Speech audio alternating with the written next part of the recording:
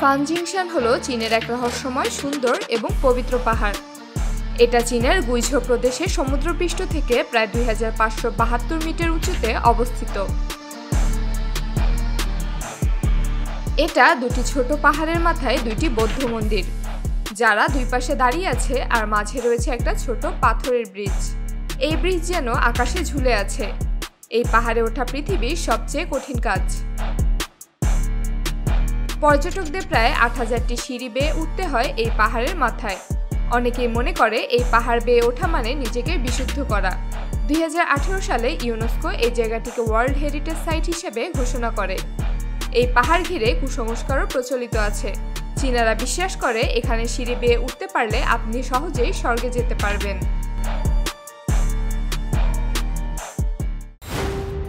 অল্টা sanctuary tree house হলো পৃথিবীর সবচেয়ে উঁচু এবং বিলাসবহুল গাছে বানানো বাড়িগুলোর মধ্যে একটি, যা পেরুর অ্যামাজন রেইন ফরেস্টের গভীরে অবস্থিত।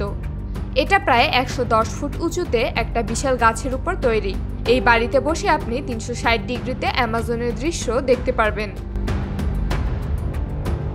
প্রতি বছর প্রায় কয়েক লাখ পর্যটক এই বাড়িটাতে এক রাত থাকার জন্য আসে। এই বাড়িতে পৌঁছাতে হলে প্রথমে যেতে হয় পুয়ের্তো বিমানবন্দরে। সেখান থেকে প্রায় 4 ঘন্টার রাস্তা ও নদীপথ পাড়ি দিয়ে পৌঁছানো যায় এই বাড়িতে। এখানে রয়েছে একজন গাইড, একজন ব্যক্তিগত শেফ, যিনি আপনার পছন্দ মতো খাবার রান্না করে দেবে। এখানে থাকার জন্য আপনাকে প্রতি রাতের জন্য খরচ করতে হবে প্রায় $1450 এবং ন্যূনতম 2 রাতের বুকিং করতে হয়।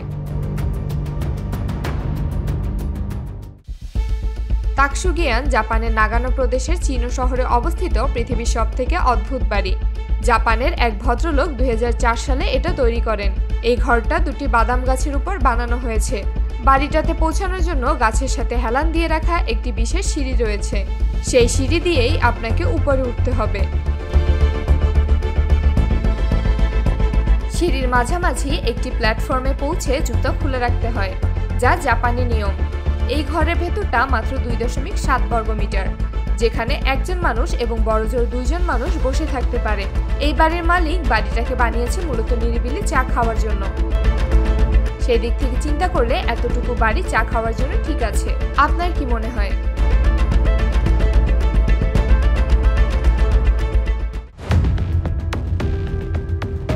কাস্তেলফলিত দে লা রোকা স্পেনের গড়চড়া অঞ্চলে অবস্থিত একটি ছোট এবং পৃথিবীর সবথেকে অদ্ভুত গ্রাম।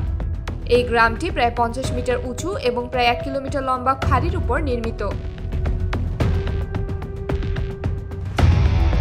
যা প্রায় 2700 বছর আগে আগ্নেয়গিরি লাভা শক্ত হয়ে এই খাড়ি তৈরি হয়েছে।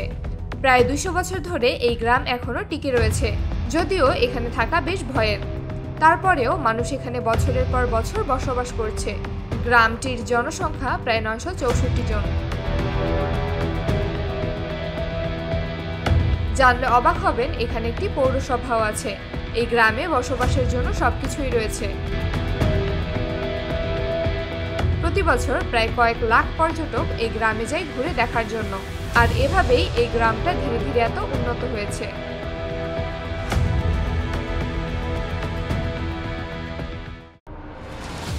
কাতসখী পিলার হলো জর্জিয়ায় অবস্থিত পৃথিবীর সবথেকে রহস্যময় পাহাড়। এর কারণ হলো এই পাহাড়টা সম্পূর্ণ চুনাপাথরের তৈরি। তার থেকে আশ্চর্যের ব্যাপার হলো পৃথিবীতে এত ভূমিকম্প হওয়ার পরেও এই চুনাপাথরের তৈরি পাহাড় এখনও টিকে আছে। এটা মাটি থেকে প্রায় 120 ফুট উঁচুতে অবস্থিত। এই পাহাড়ের মাথায় রয়েছে একটি ছোট ঘর। এখানে একজন ব্যক্তি থাকেন, তবে মজার ব্যাপার হলো এখানে যাওয়ার জন্য কোনো সিঁড়ি নেই। দড়ি দিয়ে বানানো একটা ঝুলন্ত মই আছে, যেটা বেয়ে উপরে উঠতে হয়। 1940 সালের দিকে এই বাড়িটা একটা রহস্যময় গির্জা ছিল, কিন্তু বর্তমানে সে দেশের সরকার এই বাড়িটাতে সাধারণ মানুষের যাতায়াত করতে দেয় না। তাই আপনি চাইলেও এই বাড়িতে এক রাত থাকার সুযোগ হবে না। ড্রিনা রিভার হাউস হলো সার্বিয়ার বস্তা শহরের কাছে ড্রিনা নদীর মাঝখানে একটি পাথরের উপর বানানো একটি ছোট কাঠের কুঁড়ো ঘর। এই বাড়িটাকে প্রথমে বানানো হয় 1968 সালে। মজার ব্যাপার হলো ভারী বন্যায় এই বাড়িটা বেশ কয়েকবার ভেঙে চুরে গিয়েছিল।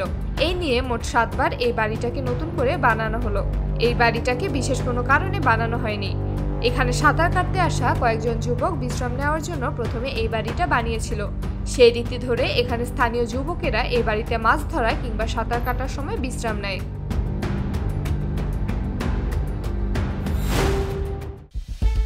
পারো টাকসান ভুটানের পারো উপত্যকার একটি খাড়া পর্বতের পাশে অবস্থিত একটি বৌদ্ধ মঠ। মাটি থেকে প্রায় 3120 মিটার উচ্চতায় অবস্থিত এই বাড়িটা ভুটানের সবচেয়ে পবিত্র স্থান। পারো টাকসানে পৌঁছাতে হলে প্রায় 6.4 কিলোমিটার দীর্ঘ পথ বেয়ে হেঁটে সেখানে যেতে হয়। মঠের ভেতরে প্রবেশের আগে জুতা, ক্যামেরা, মোবাইল ফোন এবং টুপি খুলে রাখতে হয়। ভুটানের মানুষজন বিশ্বাস করে এখানে তাদের কোনো এক ধর্মীয় সাধক বাঘের পিঠে করে এখানে এসে সাধনা করতেন। তারপর থেকে এটার নাম হয়ে যায় টাইগার নেস্ট বা বাঘের বাসা। আপনি ইন্টারনেটে টাইগার নেস্ট লিখে সার্চ দিলে এই বাড়িটাকে দেখতে পারবেন।